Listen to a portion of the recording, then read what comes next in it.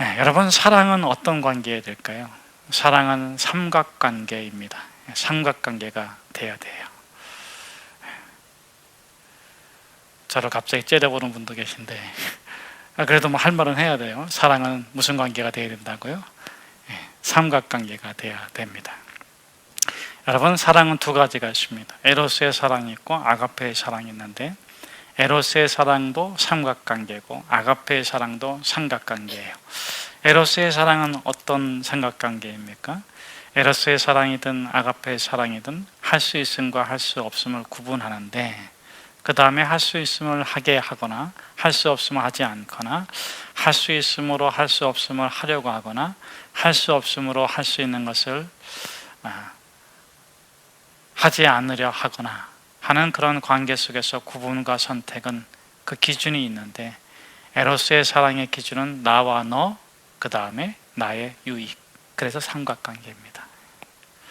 여러분, 사랑은 항상 삼각관계예요. 나와 너, 그리고 나의 이익 또는 유익. 그 삼각관계 속에서 할 수 있음과 할 수 없음을 구분하고, 그것을 하기도 하고 하지 않기도 하고, 또는 해보기도 하고 하다가 포기하기도 합니다. 자, 그런데 아가페 사랑의 삼각관계는 어떤 것입니까? 나와 너, 그리고 진리입니다.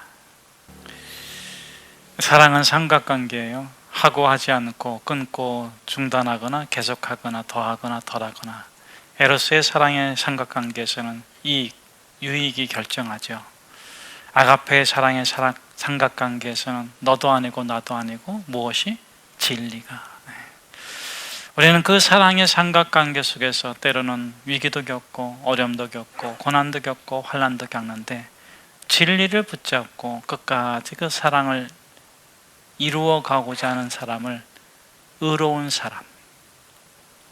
사람이라고 말합니다. 18절 19절입니다. 같이 한번 함께 읽어보도록 하겠습니다. 같이 한번 읽겠습니다. 예수 그리스도의 나심은 이러하니라. 그의 어머니 마리아가 요셉과 약혼하고 동거하기 전에 성령으로 잉태된 것이 나타났더니, 그의 남편 요셉은 의로운 사람이라 그를 드러내지 아니하고 가만히 끊고자 하여. 요셉은 어떤 사람이라고요? 의로운 사람이라. 나와 너의 관계를 이익으로, 유익으로 또는 어떤 다른 세상의 기준으로 유지하거나 끊는 것이 아니고 진리를 기준으로 이어가고자 또는 이루어가고자 하는 사람을 우리는 의인이다. 성경은 그렇게 의로운 사람이라고 말씀해주고 있습니다. 오늘 본문은 이 의로운 사람의 특징을 세 가지로 말씀해주고 있는데, 첫째, 가만히 끊고자 한다. 둘째, 그 일을 생각하여 밤새 기도한다. 셋째, 진리대로 행하고자 한다 하는 것입니다. 여러분, 요셉의 입장에서 얼마나 실망이 컸을까? 요셉은 우리가 아는 것처럼 병약한 사람이고 가난한 사람입니다. 아기를 낳았는데 여간이 없잖아요. 고유해서 낳아야 될 정도로 그런 외로운 사람이고 초라한 사람이지만 정말 믿음으로 따뜻하게 살아가는 사람이죠. 그러기에 어쩌면 마리아에 대한 기대 또는 마리아에 대한 소망이 컸는 줄 모릅니다. 여러분, 실망하지 않는 제일 좋은 방법은 뭐예요? 그렇죠. 기대하지 않는 거. 근데 기대하지 않으면 삶이 재미가 없다. 그래서 기대가 재밌긴 한데 실망이란 반찬을 자주 먹어야 한다. 그래도 여러분, 기대합시다. 제가 일본 여행할 적에 아주 선물을 하나 받았어요. 의외의 선물을 받았는데, 그때가 상당히 배고픈 시점이었습니다. 근데 선물을 줬는데 사과 상자처럼 크더라고요. 주면서 뭐라고 얘기하냐면, 여기 과자가 있다고. 그래서 저는 정말 행복했습니다. 와, 과자가 이렇게 많다니 나눠 먹으면 좋겠다. 혼자 다 못 먹을 거야. 그리고 풀었더니 그 안에 절반만한 상자가 나오더라고요. 그래서 이게 왜 이렇게 했을까? 그래 또 풀었더니 또 절반만한 상자가 나오더라고요. 그래가지고 이게 왜 이게 뭐가 나오려고 그러나, 그때는 결국 손바닥 절반만한 과자가 그 안에 이렇게 풀고 풀었더니 있더라고요. 그래가지고 그 당시 상당히 실망을 하면서 저가 저 자신을 새롭게 발견했습니다. 야, 너도 참 속물이구나. 너 항상 큰 걸로 생각하는구나. 많은 걸 생각하는구나. 그래서 제가 좀 그 속물적 근성을 좀 감추고 왜 이렇게 했냐고 이렇게 물어봤어요. 그랬더니 선물을 전해준 분이 그러더라고요. 자기가 줄 수 있는 건 작은 건데 자기가 주고 싶은 마음은 커서 그걸 어떻게 표현할까, 그래서 예쁘게 포장했다고. 한 번에 다 드러나면 자기 마음이 다 헤아림을 받지 못할 것 같아서 그래서 여러 번 포장했노라고. 제가 그 마음은 절절히 느껴지지 않더라고요. 오히려 이렇게 배고플 때는 그냥 이렇게 큰 거 주면 이 큰 마음이구나 하고 이렇게 알 텐데, 근데 그 주신 분은 그렇게 자기의 자금을 곱게 받아주기를 바라는 큰 마음으로, 기쁜 마음으로 이렇게 했다고 하면서, 제가 그 사건을 되짚어 생각할 때마다 그래, 모두가 이 사람 마음 같겠지. 나는 작고 내 행위는 적더라도 그것을 가치 있게 봐주기를 원하는 마음이겠지 하는 그런 마음을 갖습니다. 어떤 면에서 보면 이 요셉은 정말 그렇게 곱게 마리아를 간수하고 또 대우하고, 여러분 이 얘기 본문에 보면 약혼하고 동거하지 않았다 이렇게 됐는데, 요즘하고는 정말 다르죠. 그 당시에 이 약혼은 법적 결혼을 의미합니다. 법적으로 결혼해서 동거해도 괜찮은, 그런데 동거하지 않았다. 잔치를 다 하고 나서 많은 사람들에게 내 아내입니다 이렇게 잔치, 7일 동안 하는 잔치를 하고 나서 동거하려고 하는, 어떻게 보면 이 요셉은 그렇게 마리아를 아끼고 사랑한 것 같아요. 그런데 마리아가 아기를 가졌다네요. 그리고 이 본문과 누가복음을 이렇게 이어서 살펴보면 마리아가 차마 요셉에게 얘기하지 못한 것 같아요.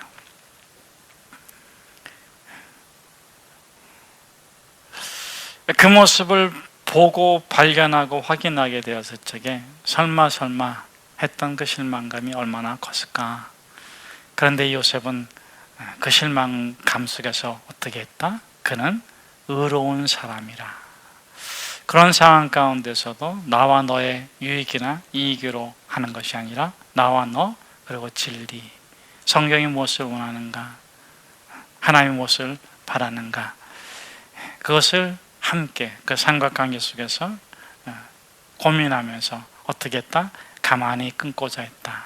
여긴 세 가지 의미가 있습니다. 첫째, 도덕적으로 아내를 책망하지 않기로 했다. 둘째, 종교적으로 아내가 벌받지 않도록 했다. 그 당시에는 남자의 아이를 가지면 돌로 쳐 죽임을 당해도 마땅해요. 세 번째로 영적으로는 어떤 것입니까? 영적으로, 신앙적으로 이 요셉은 아내가 새롭게 잘 출발할 수 있도록 자기 자리를 비워줬다. 그런 의미에서 가만히 끊고자 했다. 그런데 우리는 여기서 새로운 요셉의 모습을 봐야 됩니다. 어떤 모습일까요? 요셉이 그렇게 나이스하게 잘 도덕적으로, 종교적으로, 신앙적으로 잘하는 그런 인격적인 것 같지만 이기적이다. 결국 이기적이구나. 결국은 자기를 위한 것이구나. 그러면 그런 상황에서 그렇게 안 하고 어떻게 하란 말이에요? 이렇게 할 수는 있지만, 그래도 이기적인 게 나쁜 게 아니잖아요. 이기적이구나. 우리는 결국 인격적인 선택을 하지만 이기적이다 하는 우리 자신을 받아들이면 좋겠습니다. 이기적이다. 자, 그런데 그가 거기서 끝나지 않았다. 그것이 왜 그런가? 그에게 참 진리, 참 사랑이 있기 때문이다 하는 것입니다. 자, 우리 한번 20절에서 23절의 말씀을 같이 한번 함께 읽도록 하겠습니다. 이 일을 생각할 때에 주의 사자가 현몽하여 이르되 다윗의 자손 요셉아 내 아내 마리아 데려오기를 무서워하지 말라. 그에게 잉태된 자는 성령으로 된 것이라. 아들을 낳으리니 이름을 예수라 하라. 이는 그가 자기 백성을 그들의 죄에서 구원할 자이심이라 하니라. 이 모든 일이 된 것은 주께서 선지자로 하신 말씀을 이루려 하심이니 이르시되 보라 처녀가 잉태하여 아들을 낳을 것이요 그의 이름은 임마누엘이라 하리라 하셨으니 이를 번역한즉 하나님이 우리와 함께 계시다 함이라. 아멘. 여러분, 진리와 함께 사랑을 하고자 할 때 그 사랑의 삼각관계는 변화됩니다. 어떻게 변화되냐면 에로스에서 아가페로 변화될 뿐만 아니라 구원에서 구원의 삶으로 변화됩니다. 여러분, 오늘 우리가 읽은 본문에는 이름이 두 가지가 나와요. 그게 예수와 임마누엘입니다. 여러분, 예수 이름의 뜻과 임마누엘 이름의 뜻을 아시죠? 예수는 무슨 뜻이에요? 죄에서 구원하는 구원이란 뜻입니다. 그럼 임마누엘의 뜻은 무엇입니까? 함께 하다. 누가? 하나님이 우리와 함께 하다. 하나님은 어떤 분이신가? 하나님은 어떤 분이시냐면 구원만 하시는 분이 아니라 구원한 사람과 함께 살아가시는 분이 하나님이에요. 그 두 가지 이름이 다 나오는 것입니다. 자, 그런데 어떤 사람들은 구원만 받고 구원받은 삶을 살지 못하기도 하고, 어떤 사람은 구원 자체를 받지 못하는 경우도 있는데, 여러분은 어떻습니까? 여러분은 구원을 받았을 뿐만 아니라 구원받은 자의 삶을 살아가십니까? 예수 이름으로 구원받았을 뿐만 아니라 임마누엘, 구원자신 하나님과 함께 살아가십니까? 중국의 한 성도의 간증입니다. 왜 예수 믿게 되었습니까? 그랬더니 이렇게 간증을 하더라고요. 자기가 정말 어려움 속에 빠져 있었답니다. 비유적으로 말한다면 우물 속에 빠졌는데 살려주세요, 살려주세요 그렇게 부르짖었답니다. 그렇게 부르짖었더니 한 사람이 지나가면서 그렇게 말을 하더래요. 뭐라고 말하냐면 다 운명이다. 참고 살아라. 받아들여라. 그렇게 말하고 지나가더랍니다. 그래도 힘들어서 살려달라고 부르짖었더니 또 다른 사람이 와서 그렇게 말을 하더래요. 너 실수 때문이다. 그 실수를 교훈 삼아서 다음에는 그렇게 하지 마라. 그런데 너무 고통스러워서 계속 부르짖고 있는데 어떤 사람이 와가지고 자기에게 손을 걷어붙이고 우물 속에 있는 자기를 끌어내가지고 자기를 건져주더래요. 그 사람의 얘기는 첫째 사람은 누구냐? 석가모니.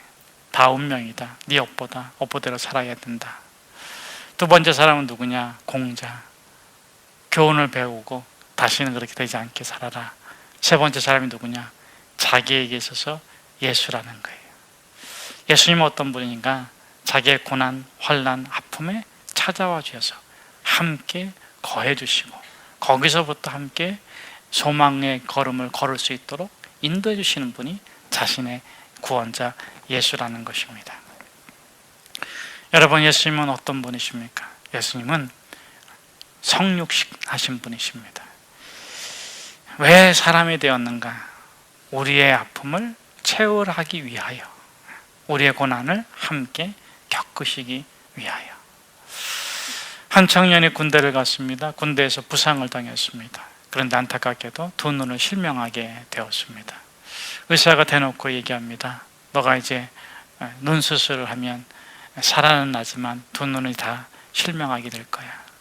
그러자 이 청년이 정말 발광을 합니다. 차라리 날 죽여주세요. 차라리 날 죽여주세요. 그런데 마취하고 이제 수술을 했습니다. 수술을 하고 나서 이렇게 의식을 찾았는데 이 청년에게 의사가 또 그럽니다. 너가 이제 다행스럽게도 너에게 눈을 기증해 준 사람이 있어서 너가 한쪽 눈은 볼 수 있게 됐다. 그랬더니 이 청년이 또 막 화를 내면서 막 소리를 지르며 발광을 합니다. 애꾸로 산들 무슨 소용이에요. 차라리 날아갔다가 두 눈을 다 멀게 해주세요. 막 그렇게 막 발버둥을 치는데 이 의사가 커튼을 이렇게 걷습니다. 그 커튼에는 한쪽 눈을 가린 엄마가 있는 거예요. 그 엄마를 보는 순간 이 청년이 대성통곡을 하면서 어머니 고맙습니다. 어머니 고맙습니다. 잘 살겠습니다. 여러분, 꽃은 어떻게 핍니까? 꽃은 어떻게 핍니까? 인간다운 삶은, 새 생명은 어떻게 구원의 길을 걸어갑니까? 한 송이 국화꽃을 피우기 위해 봄부터 서쪽 새는 그렇게 울었나 보다. 한 송이 국화꽃을 피우기 위해 천둥은 먹구름 속에서 또 그렇게 울었나 보다.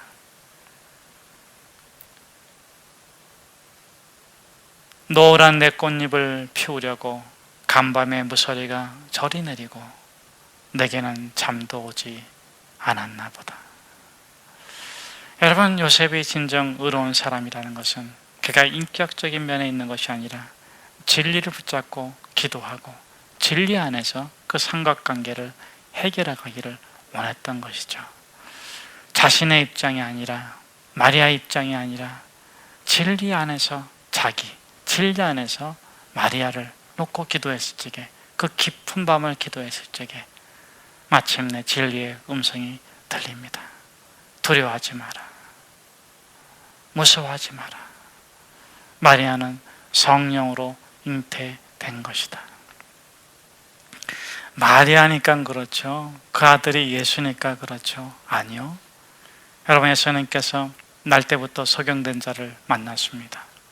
만나고자 해서 만난 것이 아니라 그를 데리고 왔어요. 사람들이 데리고 와서 묻습니다. 이가 날 때부터 소경이 됐는데 누구의 죄 때문입니까?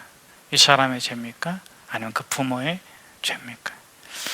여러분, 세상은 그렇게 항상 탓하고 약점을 잡고 죄를 지적하고 정죄하고 그 사람을 짓밟으려고 해요. 어떤 이유를 붙잡든지 그것을 가지고 무시하고 멸시하고 밀어내려고 합니다. 여러분, 그러나 구원받고 구원받은 자로 살아가는 것은 어떤 것입니까? 예수님께서 뭐라고 말씀해 주십니까? 이 사람의 죄도 아니고 이 사람의 부모의 죄도 아니다. 이것은 단지 그 사람이 죄 용서 받을 수 있다는 것을 말하는 게 아니에요. 이 사람은 그런 고난과 아픔과 그런 원인이 있다 할지라도 더 이상 거기에 묶여 살아서는 안 된다. 누구든지 그렇지 않겠습니까? 사랑하는 성도 여러분, 우리 모두가 그런 존재가 아니겠습니까? 그것을 위해서 예수 그리스도께서는 십자가에 자기의 목숨을 내놓고 자기의 피를 흘리면서 가장 고귀한 꽃으로, 가장 의미 있는 존재로 이 땅의 삶을 살아가도록 오늘 저와 여러분을 새롭게 꽃 피어나도록 축복해 주시는 그 예수 그리스도의 은혜와 은총이 저와 여러분의 삶에 가득하기를 축복합니다. 우리 24절 25절 말씀을 우리 같이 한번 함께 읽도록 하겠습니다.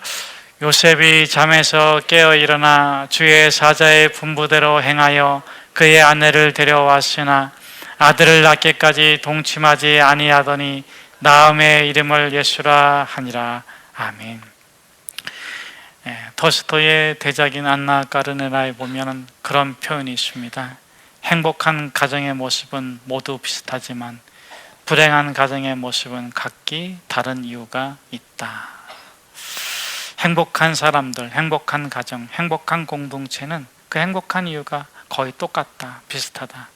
그런데 불행한 가정, 불행한 공동체, 불행한 민족, 불행한 나라를 보면 각각 자기의 불행의 이유가 있다 하는 것입니다.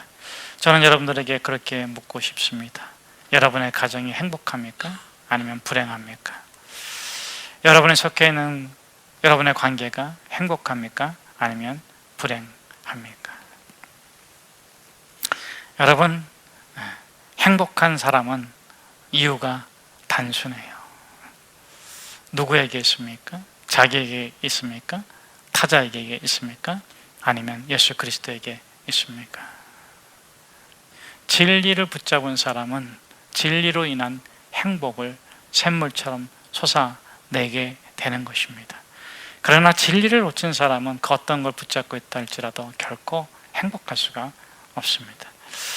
여러분, 오늘 본문에서 이 요셉이 어떻게 합니까?